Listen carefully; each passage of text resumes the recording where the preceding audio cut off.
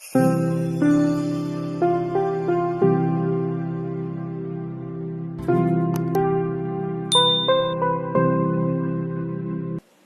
Good morning guys, स्वागत है आप सभी का हमारे यूट्यूब चैनल अचीवर्स में। मैं हूं श्वेता और आज की इस वीडियो में मैं डिस्कस करूंगी डेली करंट अफेयर्स की सीरीज को।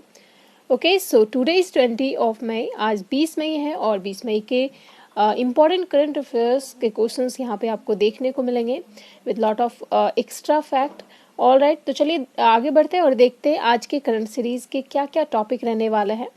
सो इसमें इंटरनेशनल न्यूज़ होगा, नेशनल न्यूज़ होगा, अपॉइंटमेंट से रिलेटेड क्वेश्चंस होंगे, इंपॉर्टेंट डेज होगा, स्पोर्ट न्यूज़ होगा एंड अवार्ड्स एंड ऑनर के क्वेश्चंस आपको देखने को मिलेंगे। ओके, चलिए आगे बढ़ते हैं और देखते हैं आज के इंपॉर्टेंट न्यूज़ एक नज़र में एज यूजुअल। राइट, तो सबसे पहले इंटरनेशनल न्यूज़ देखिए क्या है। हर वर्ष वर्ल्ड मेट्रोलॉजी डे 20 मई को मनाया जाता है। Okay, world metrology day. Next है, ईरान ने हाल ही में फरजाद-बी गैस परियोजना से भारत को बाहर किया। नेक्स्ट, पाकिस्तान के नए राष्ट्रीय सुरक्षा सलाहकार के रूप में मोईद यूसुफ नियुक्त किए गए हैं। ऑलराइट, पाकिस्तान के ये नेशनल सिक्योरिटी एडवाइजर हैं। राइट, नेक्स्ट देखिए, विज्ञान एवं प्रौद्योगिकी के क्षेत्र के अंतर्राष्ट्रीय स्तर पर प्रतिष्ठित पुरस्कार 2020 मिलेनियम टेक्नोलॉजी प्राइज से शंकर बालासुब्रमण्यन और डेविड क्लेनरमैन को सम्मानित किया गया है। ऑलराइट, तो ये प्राइज, इस अवार्ड के बारे में हम लोग आगे जानेंगे डिटेल्स में। नेक्स्ट देखिए, नेक्स्ट है नेशनल न्यूज़ क्या है। दिल्ली सरकार ने कोरोना की वजह से जान गंवाने वाले लोगों के आश्रितों को 2500 रुपये पेंशन और बच्चों को मुफ्त शिक्षा देने की घोषणा की है। तो ये फैसिलिटी जो है ये दिल्ली गवर्नमेंट के द्वारा स्टार्ट किया गया है। नेक्स्ट न्यूज़ है, क्लीमेंट कोलेस्निकोव रशियन तैराक ने बैक स्ट्रोक स्पर्धा के सेमीफाइनल में 23.93 सेकंड का समय निकालकर अपने पिछले रिकॉर्ड में 0.07 सेकंड का सुधार कर वर्ल्ड रिकॉर्ड बनाया है। ओके, नेक्स्ट है, असम राज्य ने अपने कानून के माध्यम से सूक्ष्म वित्त यानी माइक्रो फाइनेंशियल इंस्टीट्यूशन को नियंत्रित करने का प्रस्ताव दिया है। तो ये जो बिल पास किया गया है असम के द्वारा, ये जो प्रस्ताव किया गया है, इसके बारे में हम लोग आगे जानेंगे क्या है ये माइक्रो फाइनेंस। ओके, नेक्स्ट देखिए, हाल ही में पश्चिम बंगाल सरकार ने अपने राज्य में विधान परिषद स्थापना करने की घोषणा की है। ओके, सो विधान परिषद स्थापना करने की घोषणा किया गया है वेस्ट बंगाल गवर्नमेंट के द्वारा। तो ये सारे आज के इंपॉर्टेंट न्यूज़ हो गए जिसको आगे हम लोग देखेंगे डिटेल्स में।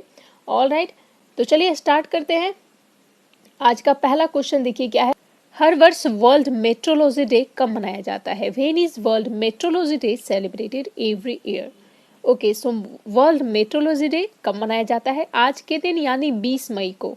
ओके, वर्ल्ड मेट्रोलॉजी क्या है?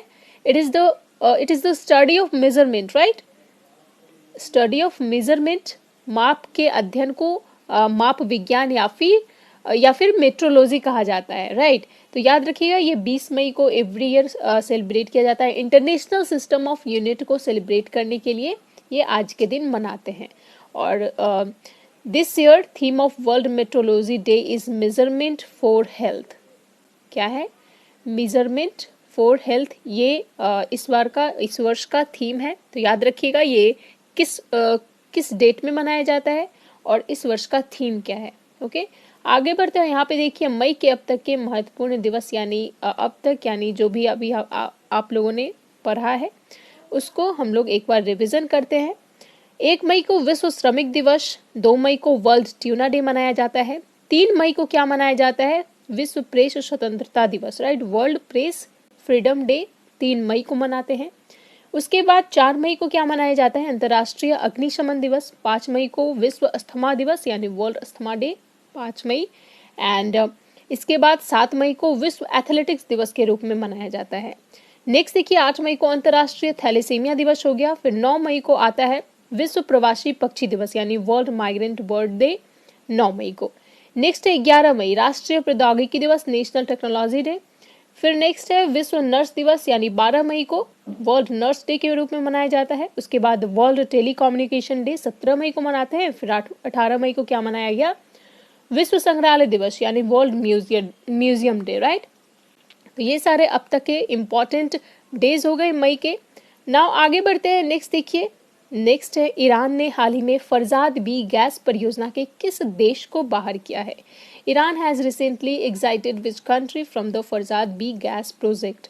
ऑल राइट, तो इसका राइट आंसर होगा ऑप्शन सी भारत। इंडिया को जो है फरजाद बी गैस परियोजना से ईरान ने बाहर कर दिया है। देखिए ये ईरान, ये जो परियोजना है, ये जो फरजाद बी गैस परियोजना है, ये ईरान के पर्शियन गल्फ में मौजूद है। ठीक है, पर्शियन गल्फ में ईरान का ये जो फरजाद बी गैस फील्ड है ये मौजूद है। इसकी खोज जो है इंडिया की ONGC फॉरेन लिमिटेड ने और ONGC विदेशी लिमिटेड कंपनी ने 2008 में की थी। ठीक है, एंड अब जो है देखिए इस गैस फील्ड का डेवलपमेंट जो है ये ईरान ने खुद फैसला किया है करने का और भारत को इस परियोजना से बाहर कर दिया है। इससे पहले ईरान जो है चाबहार रेलवे लिंक परियोजना के लिए भारत के $2 अरब के प्रस्ताव को खारिज कर दिया था और ये दूसरा है परियोजना जिससे भारत को बाहर किया है। एंड अभी जो रिलेशन है इंडिया एंड ईरान का काफ़ी नाजुक हो रखा है और इसका, क्योंकि देखिए जिस कंट्री का चाइना से रिलेशन अच्छा हो रहा है उसका ऑब्वियस है कि इंडिया से तो खराब होना ही है, राइट। तो देखिए चाइना और ईरान का सबसे बड़ा, चाइना जो है ईरान का सबसे बड़ा ट्रेड पार्टनर है अभी के टाइम में।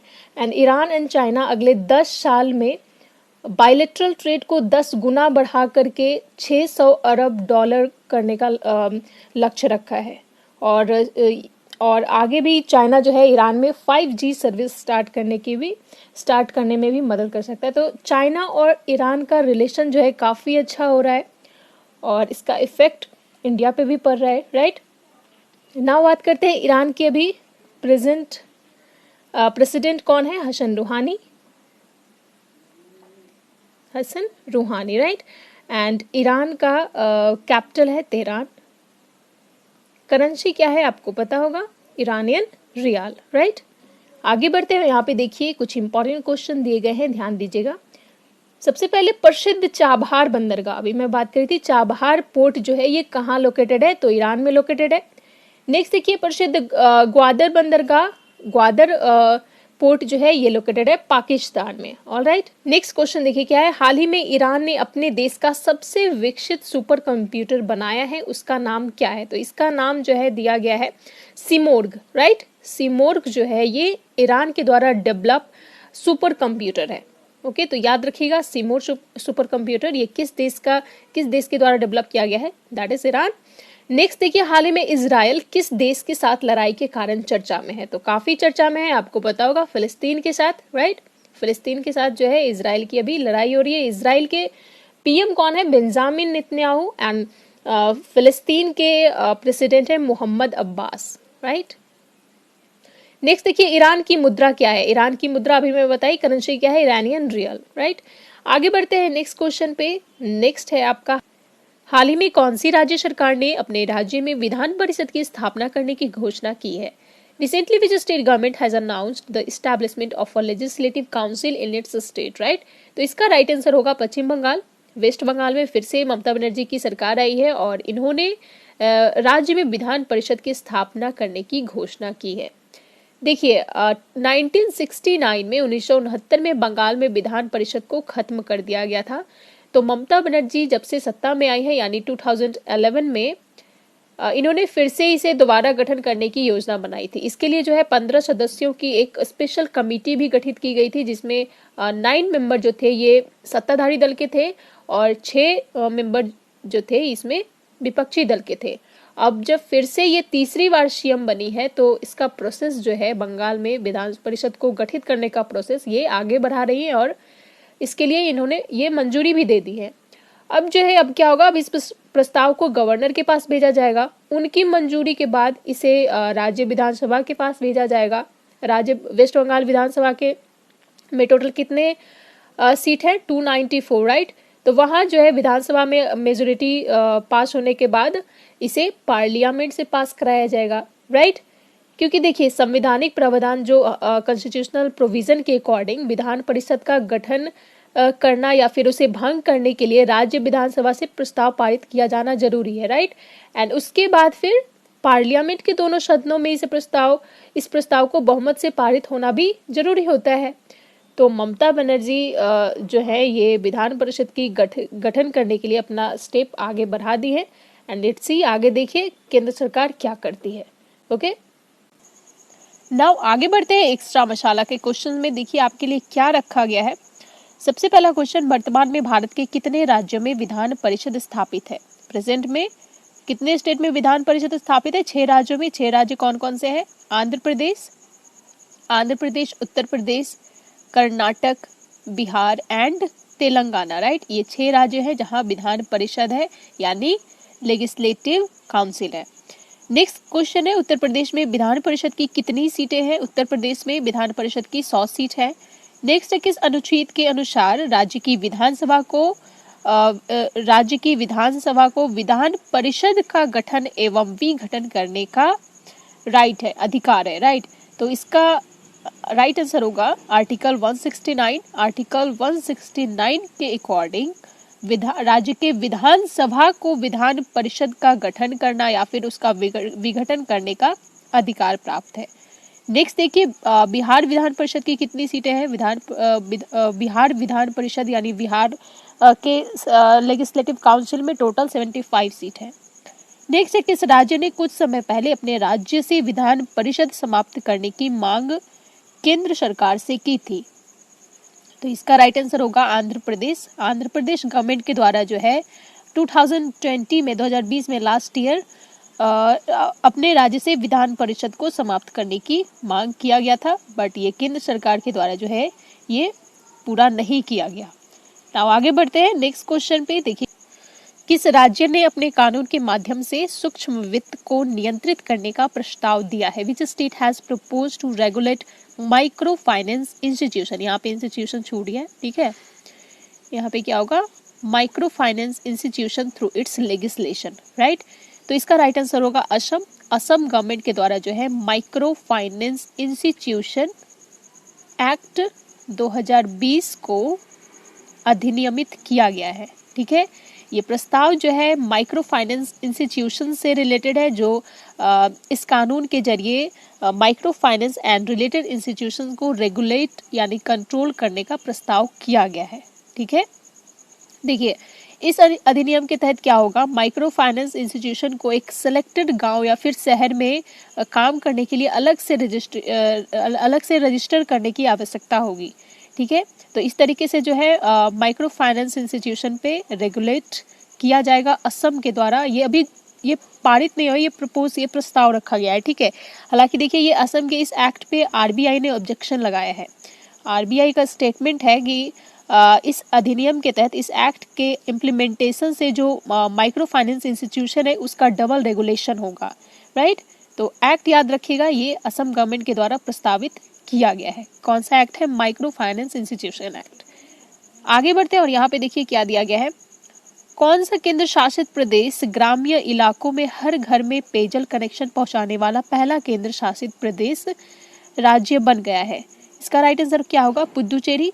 पुडुचेरी जो है ये हर घर में पेयजल कनेक्शन पहुंचाने वाला पहला राज्य यहाँ पे नहीं होगा, ये 4th वन है। ठीक है, यहाँ पे करेक्शन कर लीजिएगा, केंद्र शासित राज्य बन गया है रिसेंटली।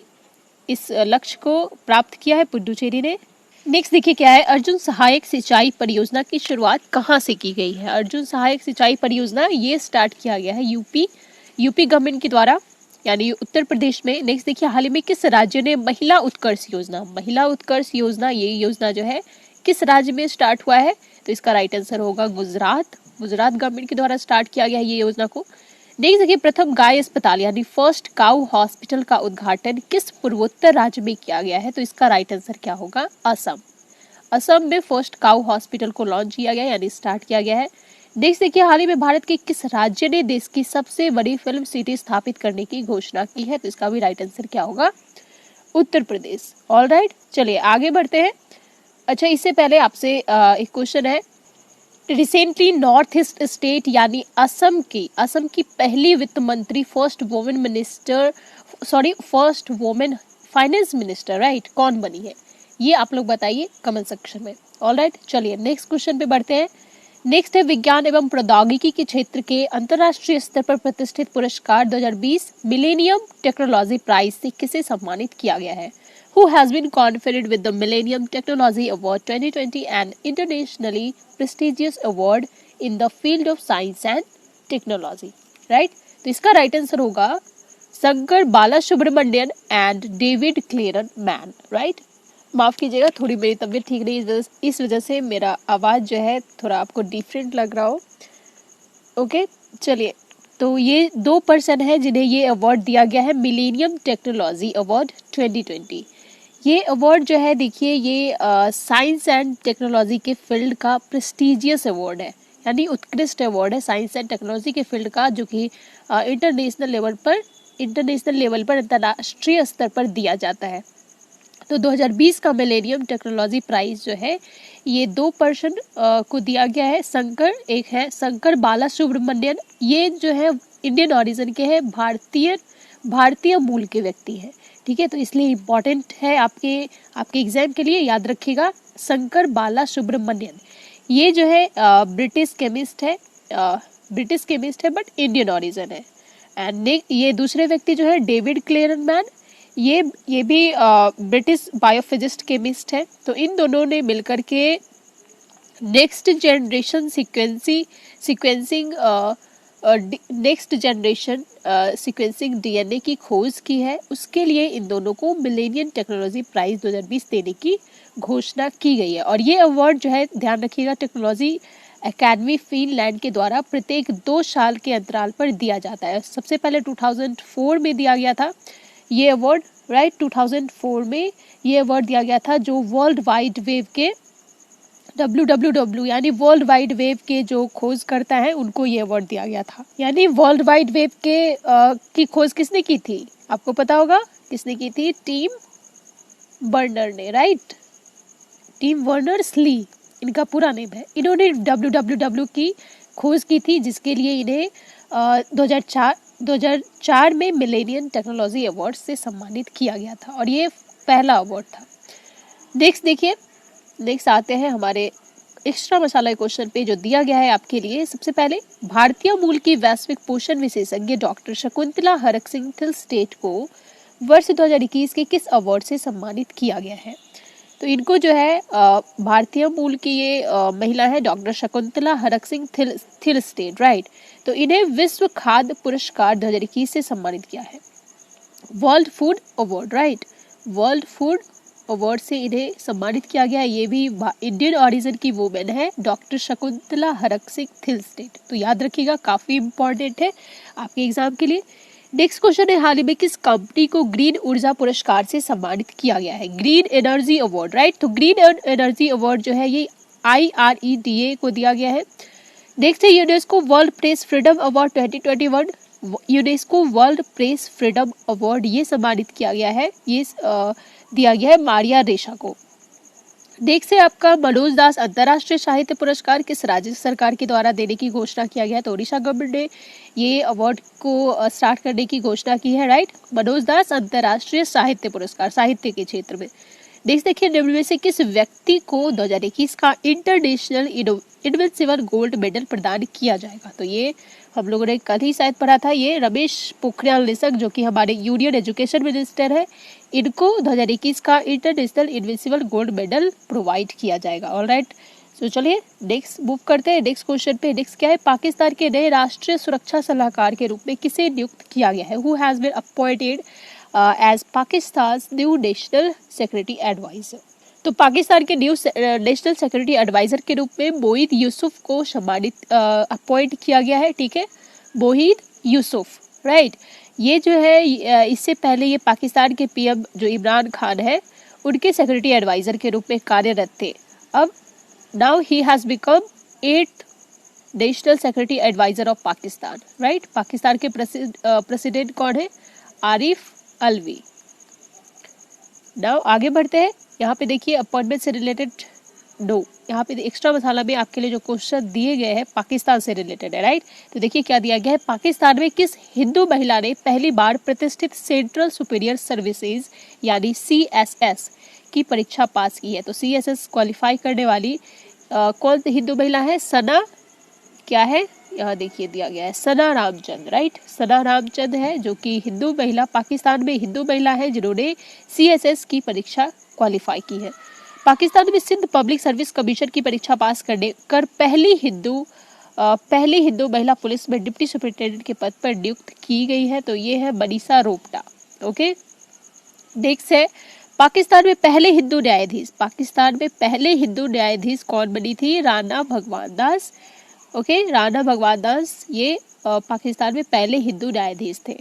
नेक्स्ट देखिए पाकिस्तान की पहली हिंदू महिला सिविल जज, पाकिस्तान की पहली हिंदू महिला सिविल जज, ये जो है महिला नहीं है, सॉरी माफ कीजिएगा। नेक्स्ट देखिए पाकिस्तान की पहली हिंदू महिला सिविल जज ये सुमन बोदानी है जो कि फर्स्ट हिंदू वुमेन सिविल जज है पाकिस्तान में।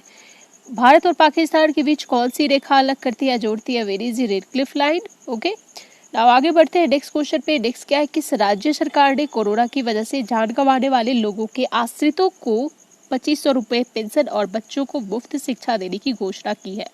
Which state government has announced a pension of 2500 rupees and free education to children of dependents of people who lost their lives due to corona. All right, तो इसका राइट आंसर होगा दिल्ली सरकार, यानी Delhi government के द्वारा जो है जो जिनकी कोविड की वजह से जान हो गई है उनके परिवारों को, यानी यहाँ जो देखिए दिया गया है जान गंवाने वाले आश्रितों यानी उन पे जो डिपेंडेंट थे, राइट, उनके फैमिली हो गए या फिर उनके बच्चों को मुफ्त शिक्षा यानी फ्री एजुकेशन प्रोवाइड की जाएगी और उनके आश्रितों को यानी फैमिली को 2500 रुपए का पेंशन दिया जाएगा। ठीक है, तो ये घोषणा जो है ये की गई है दिल्ली गवर्नमेंट के द्वारा, याद रखिएगा। और MP गवर्नमेंट के द्वारा भी है रिसेंटली 500 रुपीज़ का पेंशन देने की घोषणा की गई थी उन बच्चों को जिन्होंने कोविड की वजह से अपने माँ बाप को खोया है, और फ्री में इसके साथ साथ फ्री में एजुकेशन भी प्रोवाइड करने की बात कही गई थी, राइट। तो कुछ इसी तरीके का फैसिलिटी दिल्ली सरकार भी दे रही है। नेक्स्ट देखिए यहाँ पे जो क्वेश्चन दिए गए हैं, किस राज्य सरकार ने कोरोना पीड़ित पत्रकारों को मुफ्त इलाज करवाने की घोषणा की है। कोरोना पीड़ित पत्रकारों को, जो जर्नलिस्ट कोरोना से पीड़ित है उनको मुफ्त इलाज यानी फ्री ट्रीटमेंट देने की घोषणा की गई है MP गवर्नमेंट के द्वारा। ओके, अब नेक्स्ट देखिए किस राज्य सरकार ने कोविड-19 से अपने माता पिता या अभिभावकों को खोने वाले बच्चों के लिए मुफ्त शिक्षा की घोषणा की गई है। तो ये भी छत्तीसगढ़ गवर्नमेंट के द्वारा किया गया है उन बच्चों को जिन्होंने अपने माता पिता को, अपने पेरेंट्स को कोविड के वजह से खो दिया है, उनको फ्री में एजुकेशन प्रोवाइड करने की बात कही गई है। नेक्स्ट देखिए किस राज्य की पुलिस ने कोविड-19 रोगियों को ऑक्सीजन बेड और प्लाज्मा प्राप्त करने में मदद करने के लिए मिशन हौसला शुरू किया है। सो याद रखिएगा मिशन हौसला, राइट, मिशन हौसला उत्तराखंड पुलिस के द्वारा स्टार्ट किया गया है। नेक्स्ट है किस राज्य केंद्र शासित प्रदेश के द्वारा वरिष्ठ नागरिकों के लिए वाहन हेल्पलाइन कोवी वैन शुरू किया गया है। तो ये भी दिल्ली में स्टार्ट किया गया है सीनियर सिटीजन के लिए कोवी वैन। ओके, आगे बढ़ते हैं नेक्स्ट क्वेश्चन पे। नेक्स्ट देखिए क्या है, किस रशियन तैराक ने बैक स्ट्रोक स्पर्धा के सेमीफाइनल में 23.93 सेकेंड का समय निकालकर अपने पिछले रिकॉर्ड में 0.7 सेकेंड का सुधार कर वर्ल्ड रिकॉर्ड बनाया है। Which Russian swimmer made a world record by taking a time of 23.93 seconds in the semi-finals of the backstroke event, improving his previous record by 0.07 second. All right, so इसका right answer होगा Kliment Kolesnikov, right. Kliment Kolesnikov जो है ये Russian swimmer है जिन्होंने अब एक new world record बनाया है। कितने टाइम में, 23.93 सेकेंड में। देखिए यूरोपियन चैंपियनशिप का ये 50 मीटर का बैक स्ट्रोक इवेंट था, ठीक है। इसमें इन्होंने 23.93 का टाइम लेकर के इन्होंने न्यू रिकॉर्ड बनाया है, और अच्छी बात ये है कि ये अपने ही रिकॉर्ड को ये ब्रेक किए हैं। लास्ट टाइम यूरोपियन चैंपियनशिप में ये 24 सेकेंड में ये वर्ल्ड रिकॉर्ड बनाए थे, और इस बार जो है ये 7 सेकेंड को इम्प्रूव करके ये 23.93 सेकेंड में वर्ल्ड रिकॉर्ड बनाया है, राइट। तो याद रखिएगा क्लीमेंट कोलोस्निकेव, नेम याद रखना है, क्लीमेंट कोलोस्निकेव ये बैक स्ट्रोक इवेंट में एक न्यू वर्ल्ड रिकॉर्ड बनाए हैं। आगे बढ़ते हैं नेक्स्ट क्वेश्चन पे। यहाँ देखिए स्पोर्ट्स से रिलेटेड क्वेश्चन दिए गए हैं रिसेंट के। ओलंपिक के लिए क्वालिफाई करने वाली भारत की पहली महिला तलवारबाज कौन बनी है? भवानी देवी, जो कि ओलंपिक के लिए क्वालिफाई की है और ये भारत की पहली महिला तलवारबाज है। नेक्स्ट है, ओलंपिक में 100 मीटर दौड़ में सबसे तेज दौड़ने का रिकॉर्ड किसके पास है? Usain bolt. ठीक है, ये ओलंपिक में 100 मीटर दौड़ में सबसे तेज दौड़ने का रिकॉर्ड जो है इन्हीं के द्वारा बनाया गया रिकॉर्ड है। नेक्स्ट देखिए, ओलंपिक में सर्वाधिक गोल्ड मेडल कौन जीता है? यानी ओलंपिक में सबसे ज्यादा गोल्ड मेडल किसने जीता है? तो माइकल फेल्प्स, ये स्विमर है, ठीक है, तैराकी में ही इन्होंने सबसे ज्यादा गोल्ड मेडल जीता है। ओलंपिक में भारत से एकमात्र व्यक्ति के रूप में स्वर्ण पदक जीतने वाले व्यक्ति कौन है? ओलंपिक में भारत से एकमात्र व्यक्तिगत रूप से स्वर्ण पदक जीतने वाले व्यक्ति है Abhinav Bindra. Alright, Rio Olympic में भारत ने कितने पदक जीते थे? रियो ओलंपिक लास्ट टाइम 2016 में हुआ था और इसमें भारत के द्वारा जो है ये 2 पदक जीता गया था। ठीक है, तो ये सारे स्पोर्ट्स से रिलेटेड इंपॉर्टेंट क्वेश्चन थे, ध्यान दीजिएगा। आगे बढ़ते हैं, question of the last day. कल का क्वेश्चन क्या था? हाल ही में आई एटीपी रैंकिंग के अनुसार वर्तमान में शीर्ष पर कौन से टेनिस खिलाड़ी हैं? According to the recent ATP rankings which tennis players are currently at the top? इसका राइट आंसर होगा नोवाक जोकोविच। ठीक है, A is the right answer. Novak जोकोविच जो है एटीपी रैंकिंग के अनुसार प्रेजेंट में शीर्ष पर है। ठीक है, नेक्स्ट देखिए, और ओके सॉरी, यहाँ देखिए, देख लेते हैं किनके द्वारा जो है आंसर दिया गया है। तो शिवम चौहान, रिया रियांजली एंड मनीष मित्तल, इन 3 लोगों के द्वारा जो है कल का आंसर दिया गया था। सो वेल डन गाइज, इसी तरीके से आप लोग कंटिन्यू कीजिए। एंड यस, आज का क्वेश्चन आपके लिए क्या दिया गया है, यहाँ देखिए, क्वेश्चन ऑफ द डे। पर्यावरण एवं जलवायु परिवर्तन मंत्रालय के अनुसार 2009-10 और 2020-21 के मध्य पूरे भारत में ट्रेनों की चपेट में आने से कुल कितने हाथियों की मौत हुई है? According to the Ministry of Environment, Forest and Climate Change, how many elephants have died due to the grip of trains across India between 2009 to 10 and 2020 to 21, right? So option is option A 200, option B 125, option C 186 and option D 120। तो कौन सा right answer है इसमें से आपको comment section में बताना है और जो भी क्वेश्चन पूछा गया है इसके साथ साथ उसका भी आंसर आपको देना है। All right guys, so here we completed our 2 days session. आज का करंट सीरीज जो है यहाँ पे समाप्त होता है। आई होप आप लोग को आज का करंट सीरीज पसंद आया होगा। Then please do like and share, video को लाइक कीजिए, शेयर कीजिए लोगों में। ओके, एंड यस, लास्ट तक बने रहने के लिए आप लोग सभी का बहुत बहुत धन्यवाद। मिलते हैं नेक्स्ट वीडियो में। आप अपना ख्याल रखिए, अपनी फैमिली का ध्यान रखिए, घर पे रहिए, सतर्क रहिए और सुरक्षित रहिए। Jai Hind. All right guys, so here we completed our 2 days session. आज का करंट सीरीज आपका यहाँ पे समाप्त होता है। आई होप आपको आज का करंट सीरीज अच्छा लगा होगा। Then please do like and share, video को लाइक कीजिए, शेयर कीजिए लोगों में। ओके, एंड यस, लास्ट तक बने रहने के लिए आप लोग सभी का बहुत बहुत धन्यवाद। अगर कुछ गलती हुई हो सेशन में तो माफ़ कीजिएगा, थोड़ी सी हेल्थ इशू है इस वजह से।